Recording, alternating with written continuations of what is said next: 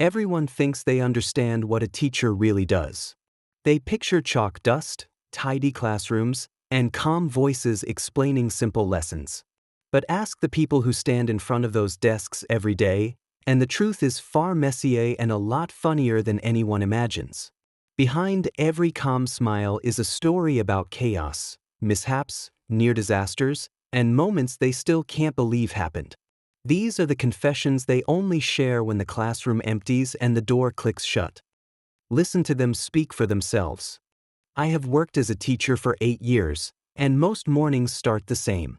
I unlock my classroom, flick on the lights, and hope nothing strange is waiting for me. My students are good kids, but they have the collective energy of a shaken soda bottle. One vivid detail from my routine is the moment right before the bell rings. There is a tiny silence, like the air is taking a deep breath. Then the wave hits.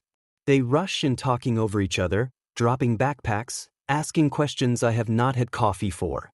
That is my daily soundtrack. The story I always think about started on a Wednesday. Wednesdays feel like the halfway point where everyone is tired but pretending not to be. I had just finished writing the day's objectives on the board when I heard giggling behind me. That alone is normal. The part that made me pause was the tone. It had that special flavor of, we are absolutely up to something. I turned around slowly. 23 faces stared back at me with exaggerated innocence. I knew that look. That look has cost me hours of my life. All right, I said, what did I miss? Silence. Then one student raised a hand. Nothing, he said, which is the most suspicious word in a classroom. I narrowed my eyes. They smiled wider. I decided to let it go, because sometimes giving attention is exactly what they want. I returned to my desk, took attendance, asked for homework. Everything seemed normal until I reached for my water bottle. It clinked. Water bottles should not clink. I lifted it. It felt heavy in a strange, uneven way. I unscrewed the cap and peered inside. Floating at the top was a tiny plastic duck wearing sunglasses. The class exploded in laughter. I stared at the duck, then at them, then back at the duck. I had questions. All of them unimportant but deeply urgent. Why, I asked, is this here? A student proudly explained, it's our class mascot now. His name is Sir Quacksalot. The duck bobbed like it agreed. I tried not to laugh, but the honesty of it hit me. They had ordered a pack of miniature ducks, apparently, and had been hiding them around the school for a week. My room was their grand finale. I set the duck on my desk. Fine, I said, but he is going to follow the rules too. Someone yelled, he needs his own desk. More laughter. I ignored that part. The lesson started, but the duck kept getting attention. Every time I walked past, someone whispered, protect Sir Quacksalot. During group work, one kid tried to buckle him into an empty chair. Another pretended the duck needed help solving math problems. At one point I sighed and said, he is not graded. That earned me a small round of applause. The twist came halfway through the period. I was explaining something at the board when I heard a sudden clatter. I turned just in time to see Sir Quacksalot launch off my desk like a tiny yellow comet. He bounced, rolled, and smacked into the wall with a dramatic smack much louder than any plastic duck should ever produce. The class froze. Then someone shouted, he sacrificed himself for our education, and I swear I have never laughed so hard mid-lesson. I tried to keep a straight face, but my voice cracked. The kids lost it. One was crying from laughing too hard. The duck looked absolutely unharmed, which somehow made the whole thing funnier. After class, a few students stayed behind to check on him. They stood around my desk, hands on hips, nodding like doctors examining a patient. I told them he had survived and would return to duty tomorrow. They seemed genuinely relieved. That small moment changed how I see my job.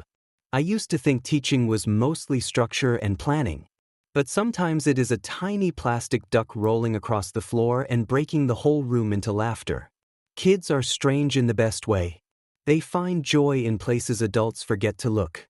And every time I see Sir Quacksalot sitting on the corner of my desk, I remember that my classroom runs better when I let the silly moments breathe.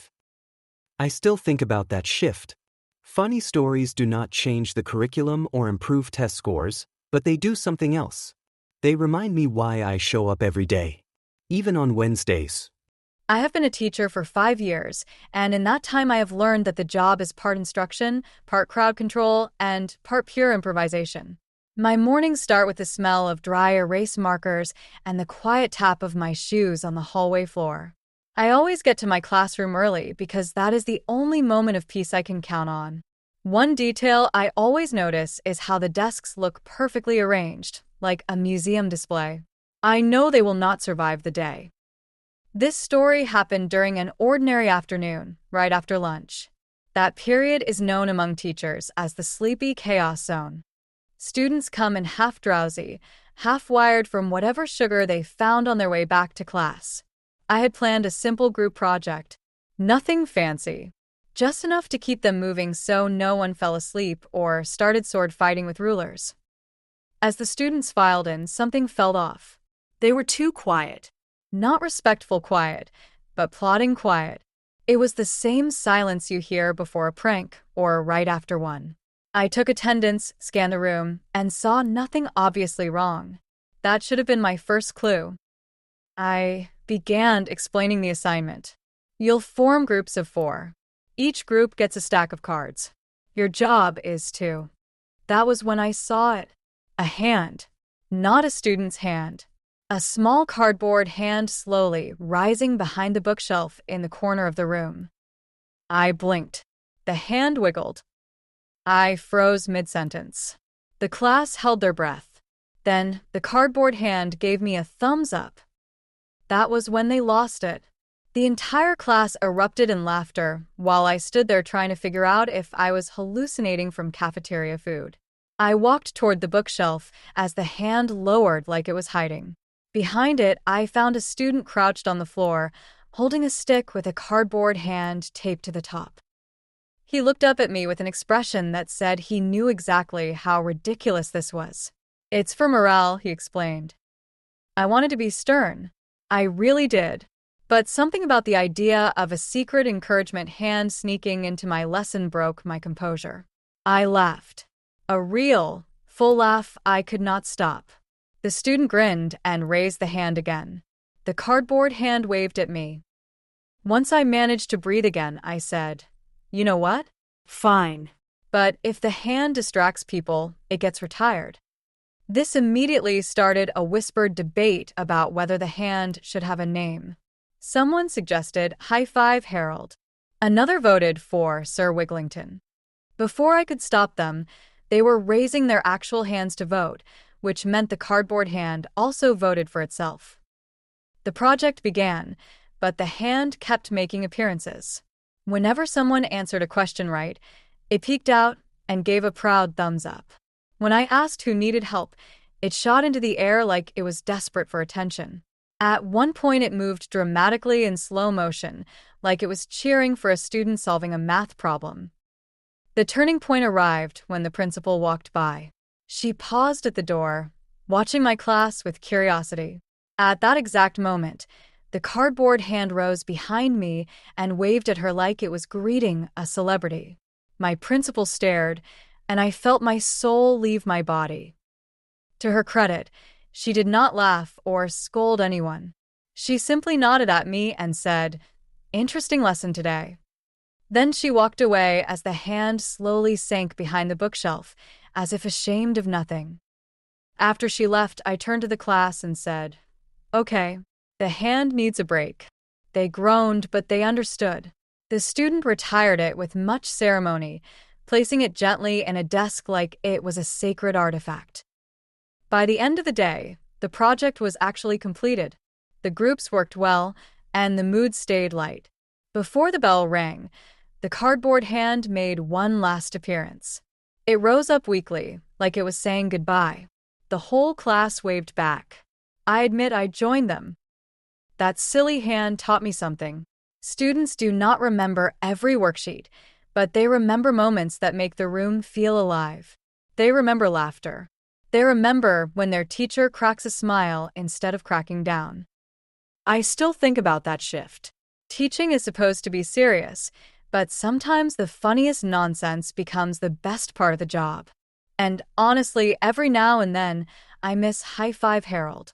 I've been teaching for a little over a decade, long enough to know that my job runs on two things: lesson plans and things no lesson plan could ever predict. Most mornings I prepare my materials, straighten the rows of desks, and tell myself today will be normal.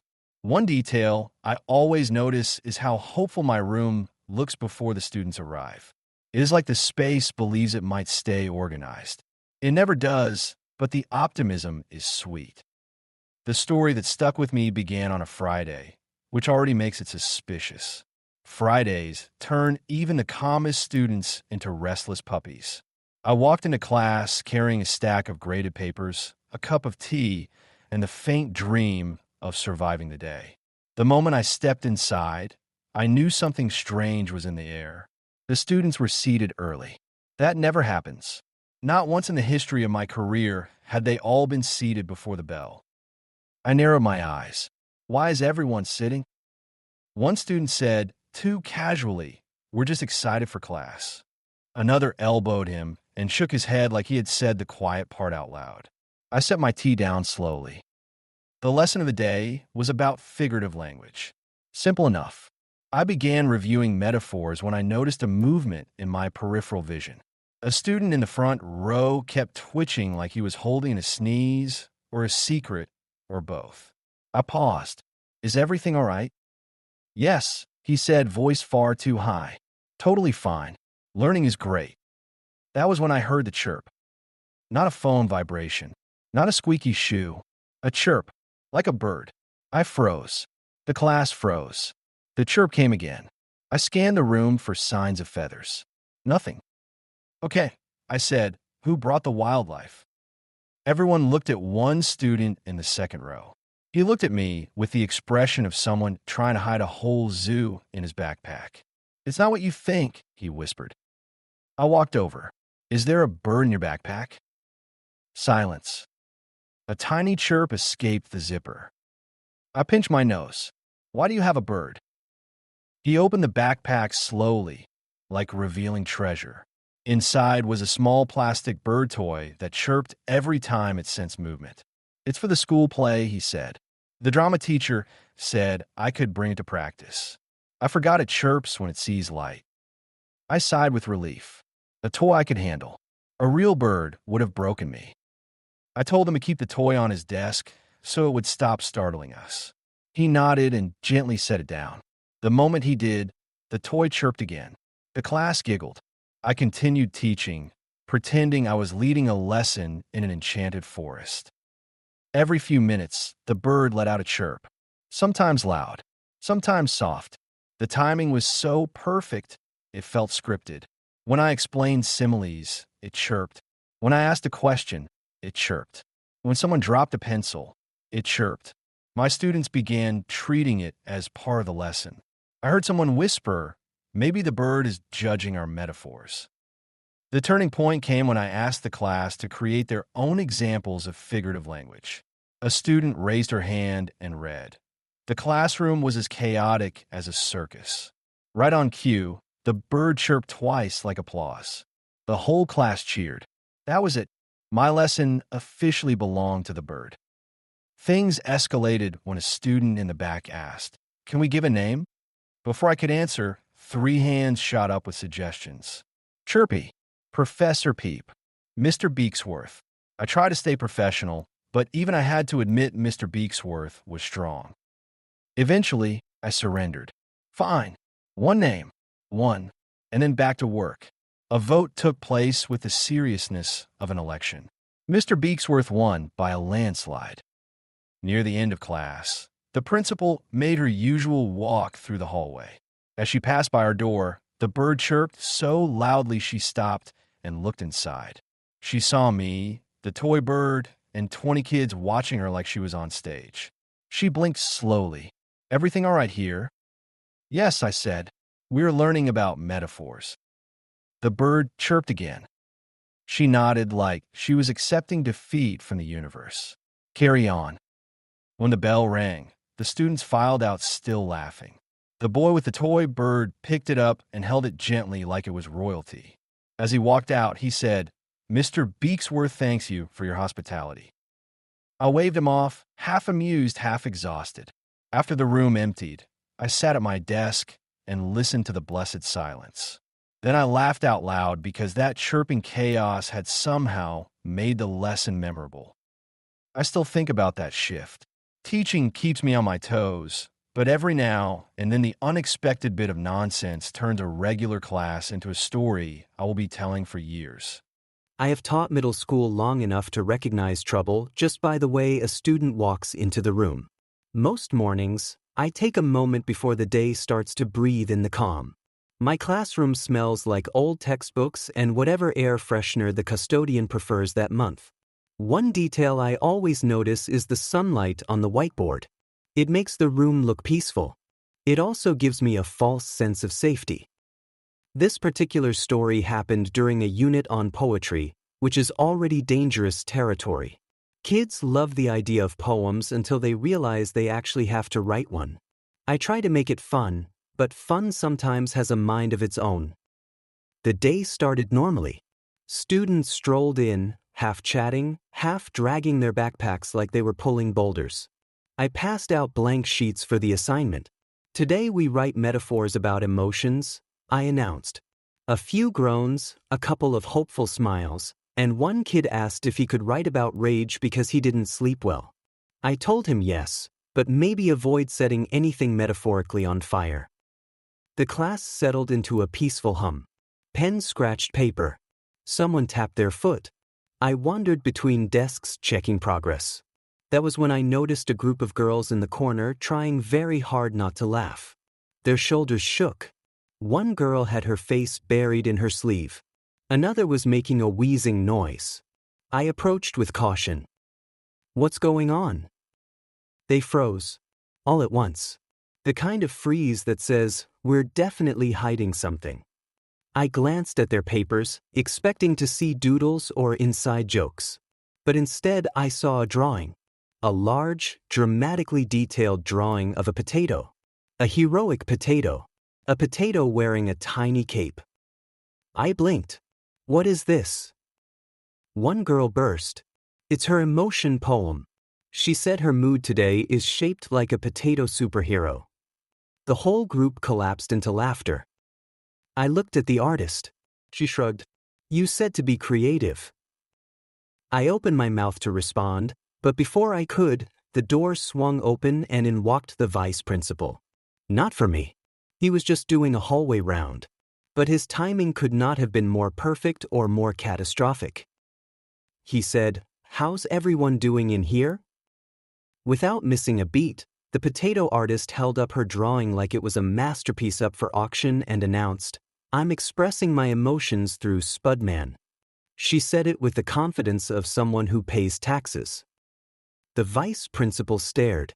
I watched his brain try to make sense of the situation. Then he nodded slowly. "Carry on." The moment he left, the class erupted. Even I had to put a hand over my mouth. I tried to redirect them back to actual writing, but the damage was done. Spudman became a cultural phenomenon in under 10 minutes. Someone asked if he had an origin story. Someone else said he should have sidekicks. Another kid began sketching a villain named Masher. The poetry lesson was slipping through my fingers like sand. I clapped to regain control. "All right, everyone. Spudman is lovely. But you all need to write real poems now." A boy raised his hand. "Can Spudman be in mine?" "No," I said. "What about Masher?" "No." "What about French fries?" "Absolutely not." They groaned, but most of them went back to work. Most, not all. The potato artist kept doodling while pretending to write lines. Every few minutes she'd giggle. I gave her a look that said, "I see you," but honestly, I was trying not to laugh myself. The twist of the day came at the end of class. Students lined up at my desk to turn in their poems. Some were thoughtful. Some were chaotic. Then the girl with Spudman approached. She handed me her paper and whispered, "I added a metaphor. A real one." I read it later during lunch. Right under her doodle, she had written, "My emotions today stand strong like a potato that refuses to be mashed." I nearly spit out my sandwich. It was ridiculous, but also, in its own bizarre way, kind of brilliant. It was absurd honesty wrapped in humor. I could not knock that. When the final bell rang, I sat at my desk thinking about how unpredictable teaching can be. I plan lessons, print worksheets, outline instructions. But the best moments come from the chaos I never see coming. A plastic duck, a cardboard hand, and now a superhero potato. I still think about that shift. Sometimes the funniest days start with the simplest assignments. And sometimes, no matter how serious the lesson, a kid will find a way to bring a potato wearing a cape into the story. I have been a teacher long enough to know that the strangest moments always happen on the days you think will be simple. Most mornings I walk into my classroom with my coffee, look around at the neat desks, and pretend today will be predictable. One detail I always notice is the hum of the projector warming up. It sounds calm. This story happened during a quiet reading day. I put that in quotes because quiet and reading rarely stay on speaking terms in a middle school classroom. But I was determined. I stacked books on the front table, set out bookmarks, dimmed the lights, and put on background music that was supposed to be relaxing. It was the kind of soundtrack that made you want to nap in a meadow. The students walked in, saw the setup, and immediately began whispering excitedly.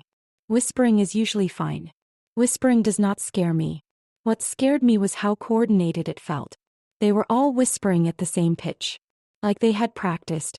I raised an eyebrow, but nobody cracked. They just smiled at me too sweetly. I told them to choose a book. They all did suspiciously fast. Usually they debate for 10 minutes about which cover looks cooler. Today they lunged like it was a limited time sale. I should have known something was coming. Everyone opened their books. I walked around checking pages, posture, general vibes. That was when I noticed a boy in the second row shaking his shoulders slightly. At first I thought he was cold. Then I walked closer and heard a sound coming from his book. A muffled buzzing. I frowned. "Is your book vibrating?" He slammed it shut. "Yo. Open it." He opened it and out popped a tiny remote-controlled bug.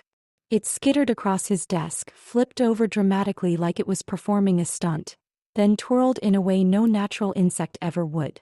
The boy scrambled to grab it, accidentally pressing a button that made the bug wiggle even faster. The class burst into laughter. I took a breath. "Why do you have a robot bug inside a library book?" He looked guilty. "It's for science class. We're studying robotics. I thought it needed field practice." "By hiding in a copy of The Secret Garden?" He shrugged. It seemed nature-wise. I confiscated the bug, which was vibrating in my hand like it was trying to break free. I set it on my desk and told him we would discuss it later. The class tried to calm down, but this was only the beginning. 10 minutes later, I heard a strange yelp from the back of the room. I turned and saw a girl staring into her book like it had betrayed her. She lifted it slowly. Inside was a googly eye, a giant one, about the size of a cookie. It stared at her with absolute intensity.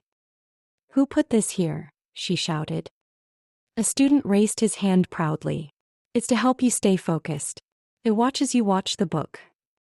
The class fell apart again. I took the googly eye. I added it to my growing collection of chaos objects on my desk. We tried to read again. For 2 glorious minutes there was silence. Actual silence. Then a soft squeaking noise broke the calm. I scanned the room like a hawk. The squeak repeated. And again. Sounded like a rubber toy being stepped on by a ghost. Finally I found it. Another student was flipping pages, and every time he turned one, his book squeaked. Not metaphorically. The actual book squeaked. I walked over. "Why is it making that sound?" He sighed like the universe had personally attacked him. Someone put a squeaker inside the spine. I opened the book carefully. Sure enough, lodged between the pages was a tiny squeak toy, the kind you'd find inside a dog bone. I added it to the disaster pile on my desk. At this point I had one robot bug, one giant googly eye, one book squeaker, and the growing suspicion that I was being psychologically tested. The turning point came when I reached for my own coffee mug and found a bookmark sticking out of it. A bookmark I definitely had not placed. I pulled it out. It had a drawing of me on it. A surprisingly accurate drawing. Except cartoon me had superhero muscles and laser eyes. I held it up.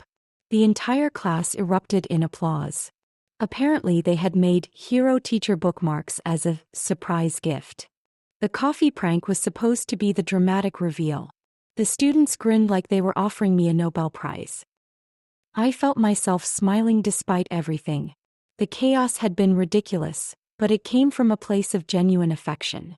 They had planned the whole thing as a joke and a gift rolled into one. When the bell finally rang and they left, I looked at my desk. The robot bug lay still. The googly eye stared into my soul. The squeaker looked too smug for an inanimate object. And my superhero bookmark leaned against my mug like it owned the place. I still think about that shift.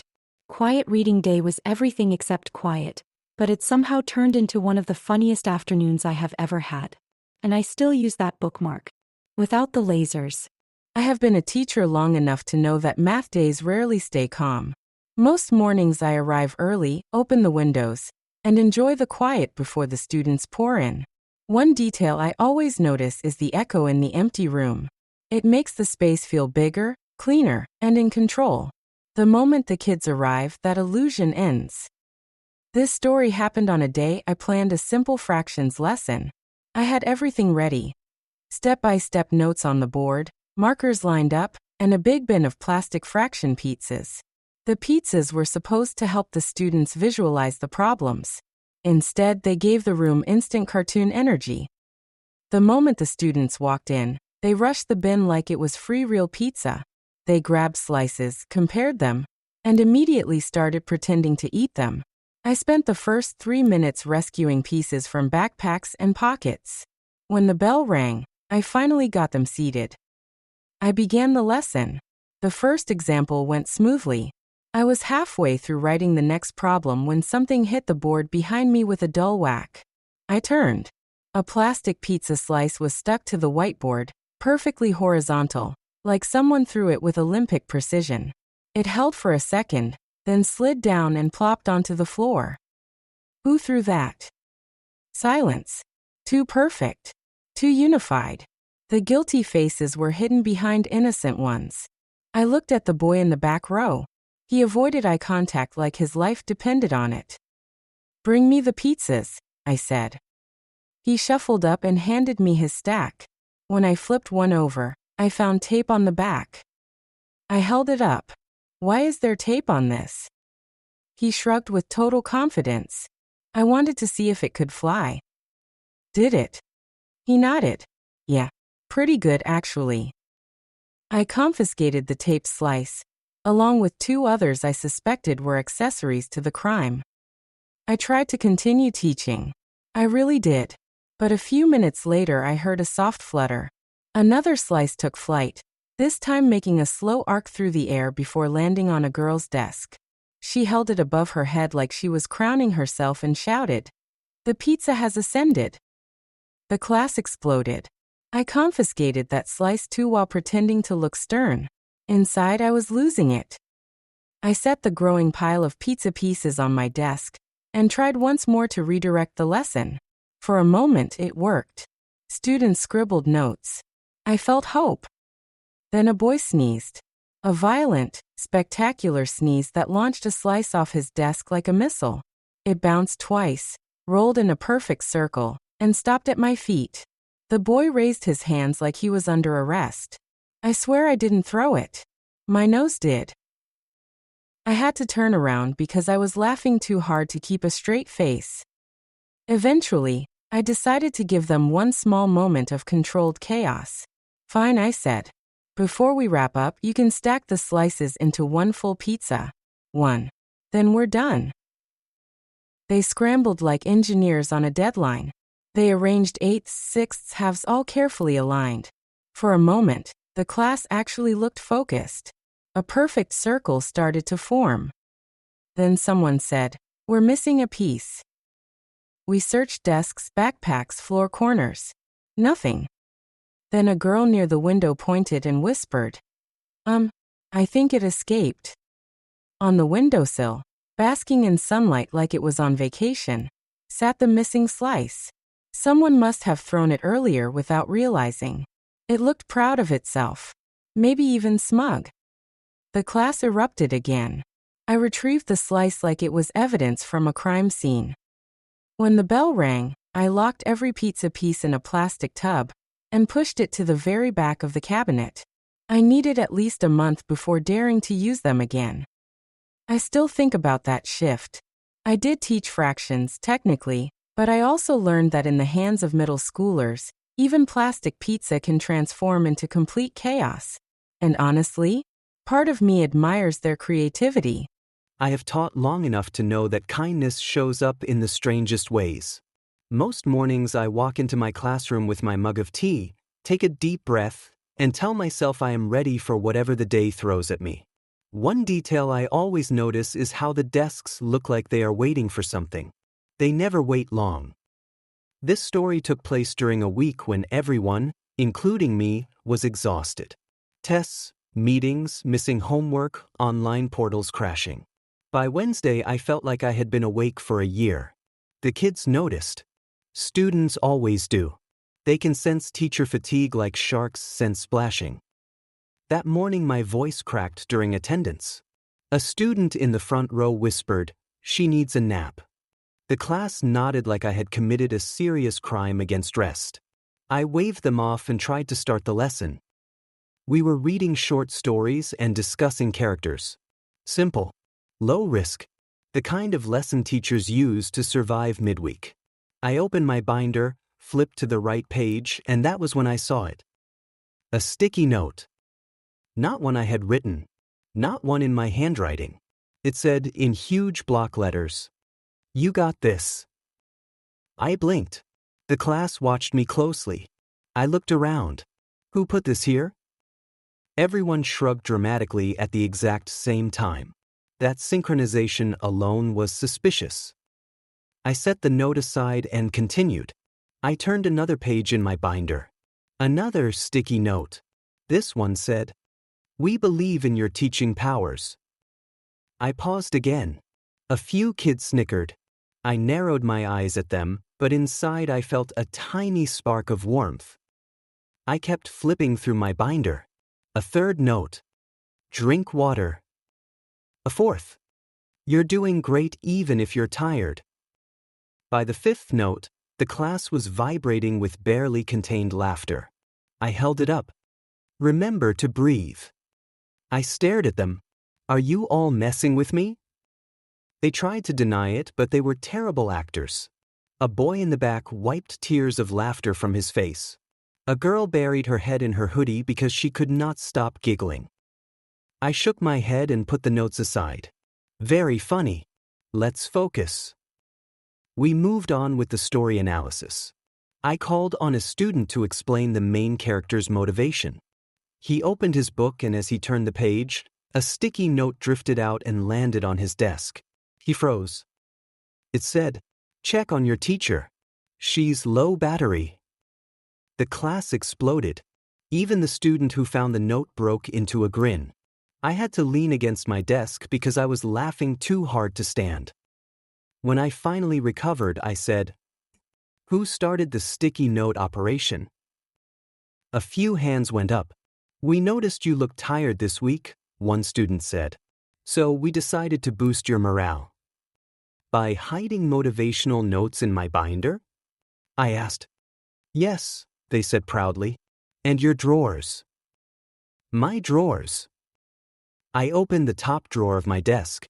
Inside were at least 12 more notes. Smile. You are doing amazing. Don't forget your snack.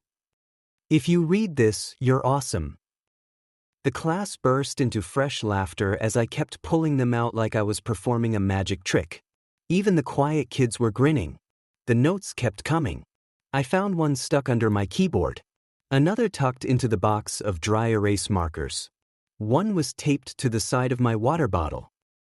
At this point, the students were chanting, "Check the cabinet! Check the cabinet!" I gave them the look that says, "You are enjoying this too much." But I opened the cabinet anyway. A giant neon note stared back at me. "We appreciate you." That one hit me harder than the others. I did not expect it. The kids must have noticed, because the room suddenly got quiet in a warm, gentle way. The turning point came when I tried to return to the lesson. I said, "All right, enough notes for today."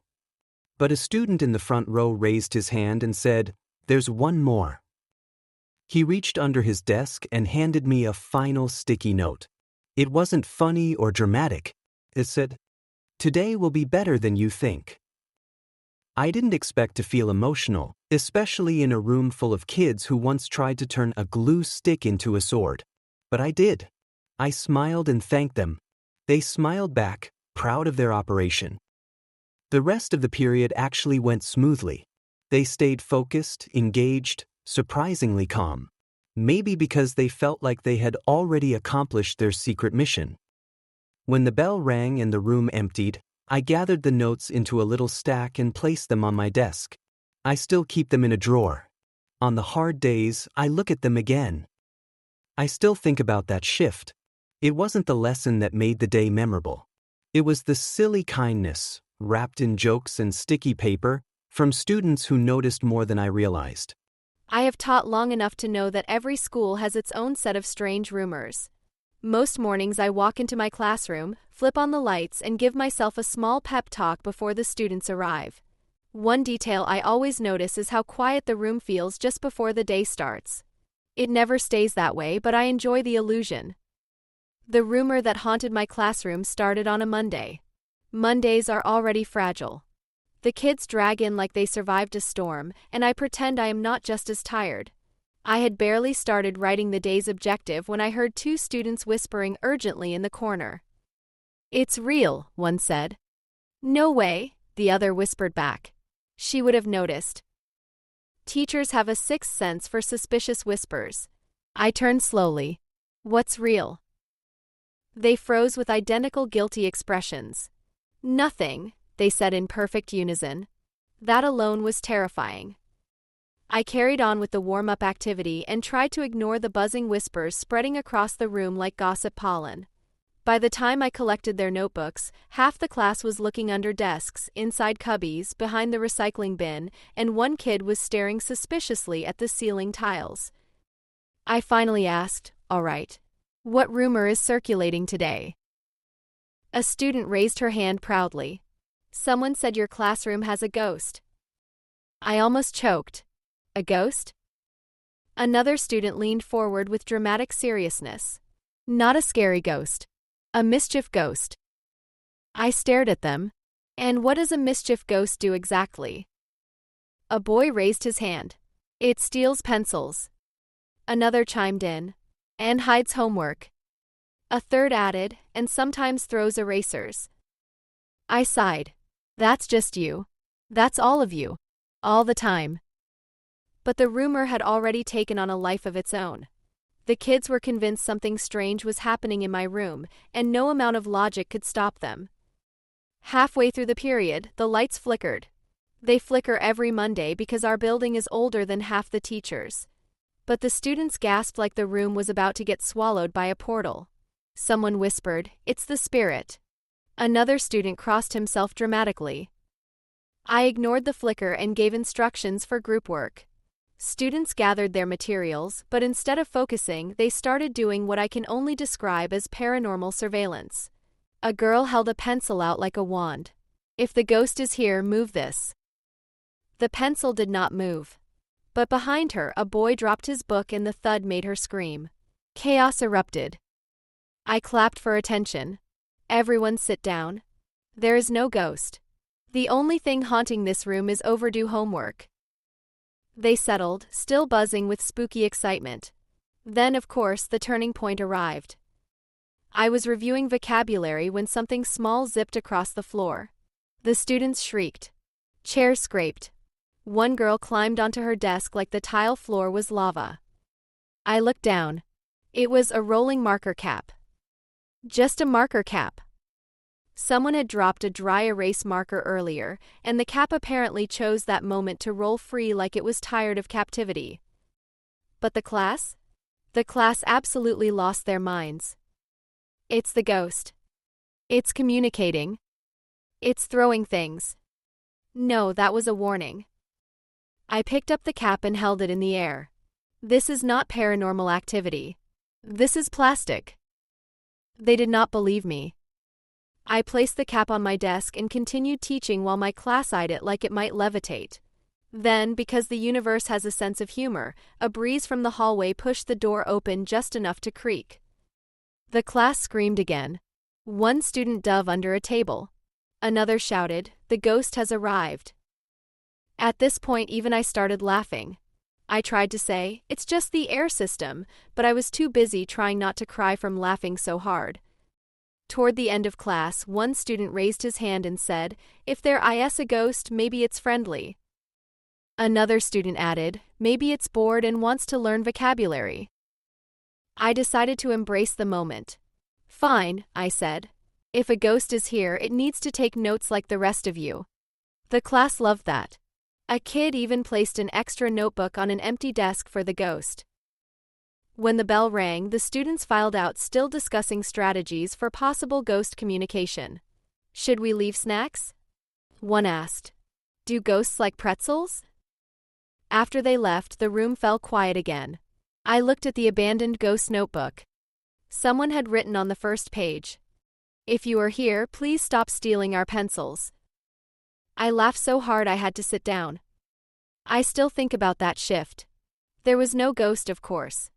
But that rumor turned an ordinary Monday into one of the funniest days I have ever had. And honestly, if a ghost really did haunt my room, I hope it learned a few vocabulary words. I have taught long enough to know that burnout sneaks up on you. Most mornings I walk into my classroom holding my coffee like it is life support. I straighten the desks, tidy the board, and tell myself today will be normal. One detail I always notice is the stack of ungraded papers waiting on my desk. It watches me the same way a cat watches a mouse. This story happened during one of those weeks where everything seemed slightly off. I had to attend 3 meetings, cover another teacher's class, and deal with a copier that made noises like it was dying dramatically. By Thursday, I felt like my brain had unplugged itself. I walked into my room that morning and immediately forgot why I was there. I stood in the doorway holding my keys, staring at the desks like I had never seen them before. A student passed by, looked at me and asked, "Are you okay?" I blinked twice before remembering I was, in fact, the teacher. The day already felt doomed. I tried to start class with a quick review, but my mind kept slipping. I said, "Open to page 32. Then opened my own book to page 60. Students stared at me like I was glitching. One raised her hand and said, "Ms., that's a picture of a dolphin." I looked. She was right. I was holding a science book, not our literature textbook. "Okay," I said, "new plan. Everyone pretend I am totally fine." They did not. During the warm-up, a boy approached my desk holding a hall pass. "You wrote yesterday's date," he said. I looked at the pass. I had written the wrong month entirely. I corrected it while he stood there trying not to laugh. Then as I tried to write a vocabulary word on the board, I spelled it wrong. Twice. The class gasped like it was a scandal. One kid whispered, "She's losing it." Another whispered back, "Be respectful, she's buffering." I ignored them and kept going. About halfway through the period, I knocked over my coffee. It spilled across my desk, dripping dramatically onto papers, my keyboard, and probably my soul. The class froze. One student quietly whispered, "She's at 1% battery." I reached for paper towels when a girl stood up and said, "No, sit, we got this." Before I could object, she and 2 classmates formed what can only be described as a cleanup squad.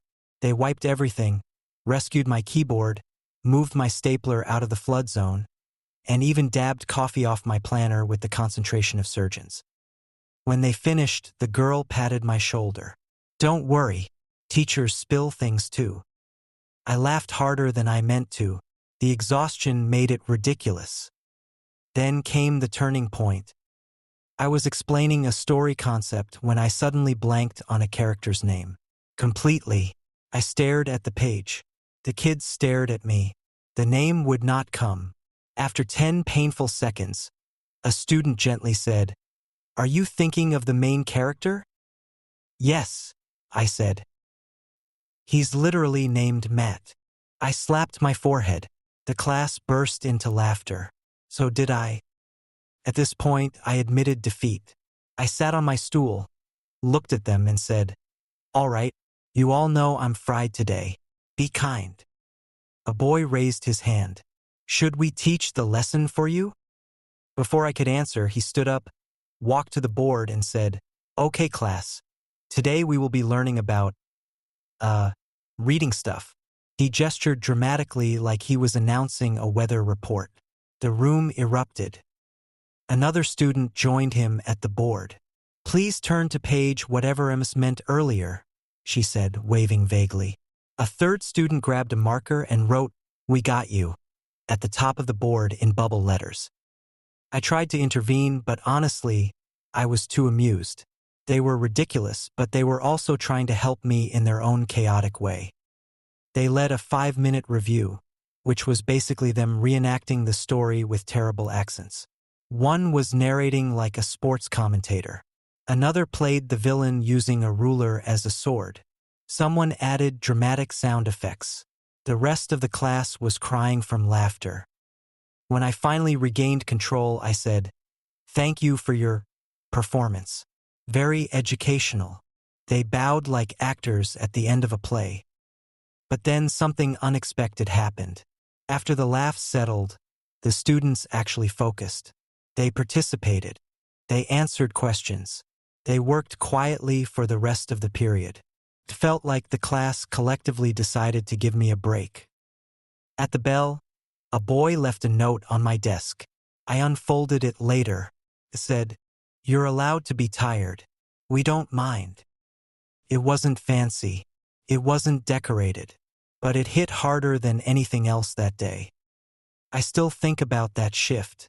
Burnout is real, but sometimes the people who remind you to breathe are the same kids who once taped a plastic pizza slice to your board. And honestly, that makes it even better. I have been a teacher for many years, long enough to know that the moments that shift your perspective usually sneak in disguised as nonsense. Most mornings I unlock my classroom, take a sip of lukewarm coffee, and look at the crooked poster on the wall.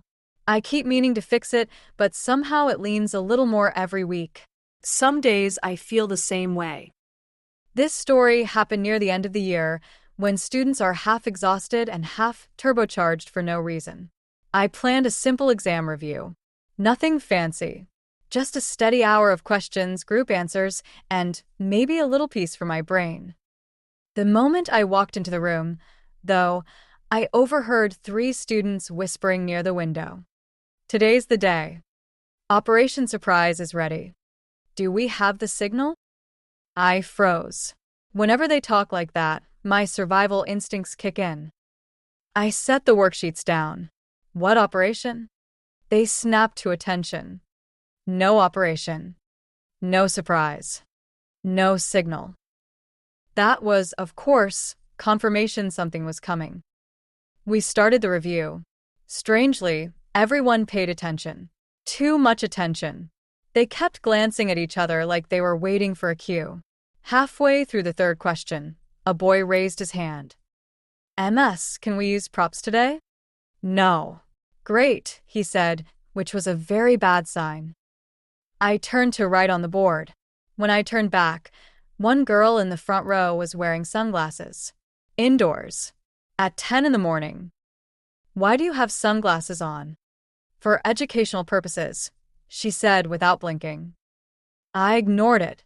2 minutes later, 3 more pairs appeared. Then 5. Then 10. Every time I turned my back, Another student materialized behind tinted lenses like a tiny celebrity hiding from paparazzi. "Take those off," I said. They did. In perfect synchronization. That scared me more than the sunglasses. Then came the turning point. A boy stood dramatically and said, "MS, we have prepared a short presentation." Before I could shut that down, he snapped his fingers. Every student in the room put their sunglasses back on at the exact same moment. Then someone hit play on a hidden speaker. Dramatic, heroic movie music filled the room. I stared at them. They stared back. For a full beat, we shared the kind of silence that happens right before absolute nonsense breaks loose. Then it happened. The entire class stood and began a slow-motion power walk around the room. Sunglasses on. Heads high, arms swinging dramatically like wannabe action stars. They marched between desks, looped past the windows, circled the room twice. I covered my face because I was laughing too hard to breathe. They were committed, dead serious. Not one cracked a smile. When they finished their lap, they lined up at the front like a graduating class of undercover spies. The leader stepped forward, handed me a sealed envelope, and said, "For you, from the team." Inside was a card that read, "Thanks for teaching us. We're ready for the test, even if we look ridiculous." I nearly choked laughing. They cheered like they had accomplished a great mission. But here's the part that surprised me. After the performance, they actually focused. They answered every question. They helped each other. They stayed on task longer than they had in weeks. It was like the sunglasses had reset their brains. When the bell rang, they placed the sunglasses on their desks one by one, like they were retiring from service. A few gave solemn nods. One saluted. Then they filed out of the room, still humming the dramatic soundtrack. When the classroom finally went quiet, I looked at the pile of sunglasses left behind and felt something shift in me. After a long week, a long year, and a very long morning, I suddenly felt lighter, refreshed, even a little proud. I still think about that shift. Sometimes students change your perspective not with deep conversations or perfect essays, but with slow-motion power walks and dollar store sunglasses. And honestly, I'll take that kind of reminder any day.